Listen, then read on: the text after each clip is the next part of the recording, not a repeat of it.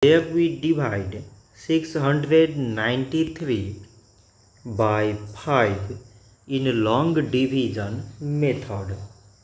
5 times 1 is 5. On subtracting we get 1.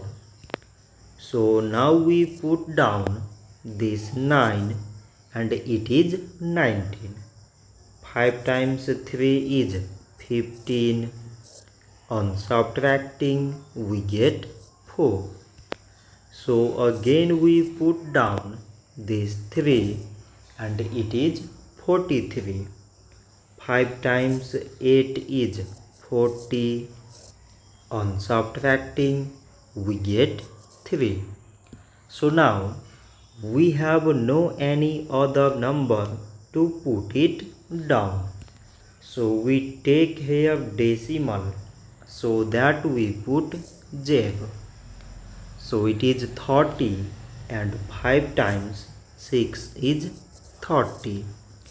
On subtracting we get 0.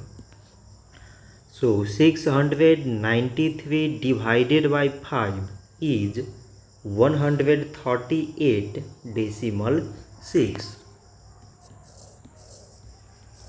So this much for today and thanks for watching.